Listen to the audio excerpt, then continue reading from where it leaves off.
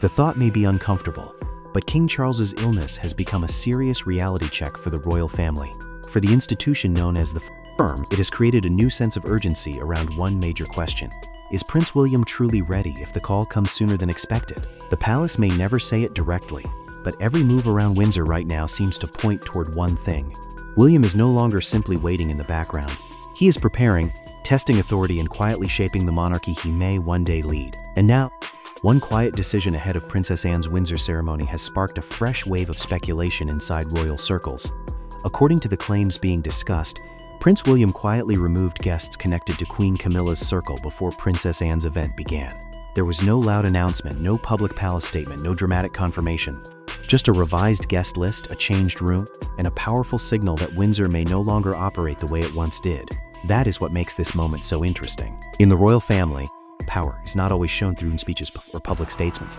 Sometimes it appears in much smaller details. Who is invited? Who is left out? Who stands in the room? Who is allowed close to the center of royal ceremony? A guest list may look simple from the outside, but inside palace life, it can say almost everything. Princess Anne's Windsor event was already important because Anne remains one of the monarchy's most reliable senior figures. She has long been seen as the royal family's steady worker, the one who rarely seeks attention but consistently carries a heavy load. She does not rely on drama or popularity, she simply gets on with the job. Even when King Charles was recorded as carrying out an extremely high number of official engagements, Anne remained close behind, completing hundreds of duties and keeping her reputation as one of the hardest working royals in the family. So when an event connected to Princess Anne was being prepared at Windsor Castle, many expected the usual familiar faces to appear. In past royal gatherings, people from Queen Camilla's wider social and personal circle have often been present almost automatically. Their attendance has sometimes seemed like part of the palace rhythm, not something anyone questioned too closely. But this time, according to the discussion around the event, William acted differently. The claim is that he stepped in quietly and had certain guests removed before the ceremony could take place. If accurate, this was not a messy emotional reaction. It was controlled, deliberate, and done without creating a public relations storm. That kind of move is often more powerful than a loud confrontation. It suggests that William understands how to use quiet authority, especially in a royal environment where every public argument can become a damaging headline. To understand why this matters, you have to understand Windsor itself. Windsor's castle is not just another royal location. It is ceremonial ground, historic ground, and for William and Catherine, it is also deeply connected to family life. The Prince and Princess of Wales live in the Windsor area with their 3 children, and that changes the meaning of events held there. When William makes decisions around Windsor, he is not only managing a venue, he is shaping the atmosphere of what is increasingly seen as his home territory. In royal life, territory, it always has. Palaces, castles, chapels, ceremonies, and guest lists are not random. They represent access, influence, and hierarchy. So if William is now deciding who should or should not be included in a Windsor event, that suggests a much broader shift. It shows that he's not simply attending events as the heir. He is beginning to define the rules around them. The timing is also significant because Princess Anne and Prince William have reportedly had some tension over royal duties, especially investitures.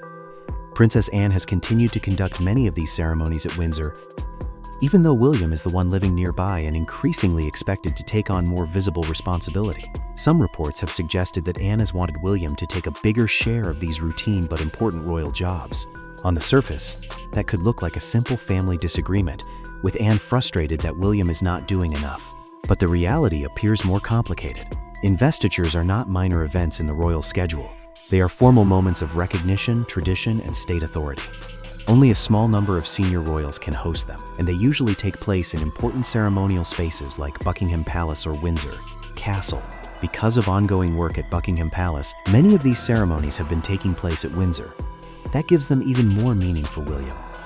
Anne has been holding the line there, carrying out the duty with her usual commitment. But now William is increasingly stepping into that same space. His first investiture ceremony of 2026 at Windsor was a clear sign that he was beginning to take on more of that ceremonial responsibility. This is why the reported guest list change before Anne's event feels connected to something bigger. It does not necessarily mean William was undermining Anne. In fact, it may suggest the opposite.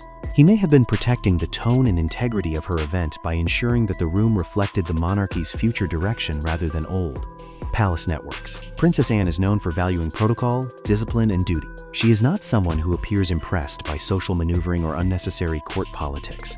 So if William removed people whose presence might have complicated the atmosphere, Anne may not have seen it as an attack at all. She may have understood it as a practical move. That is where the possible new alignment between William and Anne becomes important. Behind this is the growing focus on the relationship between Catherine, Princess of Wales, and Queen Camilla. Some reports have described serious tension between the two women, with claims that the mood behind palace doors has become increasingly difficult. The language used by insiders in some reports has been dramatic, even suggesting a kind of internal conflict that the palace would obviously prefer to keep out of public view. Of course, royal watchers should be careful with dramatic insider language. The palace is famous for silence, and many details remain unconfirmed. But the fact that these claims continue to circulate shows that the perception of tension has become part of public conversation. And in the royal world, perception itself can become powerful.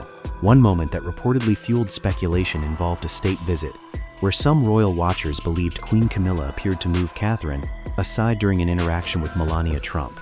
Others argued that the moment was misread or exaggerated. But whether intentional or not, it became part of a larger story about possible distance between Camilla and Catherine. That matters because Catherine has been under enormous pressure in recent years. Her health journey, her public return, and the constant scrutiny around the Wales family have placed her in a very sensitive position. Through it all, she has remained closely aligned with William. So if William now appears to be drawing stronger boundaries around Windsor and around who gets close to key ceremonial spaces, many will see that as connected to protecting his household as much as asserting his future role. This is why the removal of Camilla-linked guests, if accurate, should not be seen as a random act. In royal terms, it would be a message. A quiet message, yes, but still a message. It would say that William's space, William's household, and William's future operation will not automatically include every person connected to older influence networks. And this connects directly to King Charles's vision of a slimmed-down monarchy. Charles has long wanted a smaller, more focused royal operation, with fewer working royals and a tighter circle of senior figures carrying the major responsibilities. On paper, that plan makes sense. A leaner monarchy is easier to defend publicly, especially at a time when public spending, relevance, and Republican criticism are constant issues.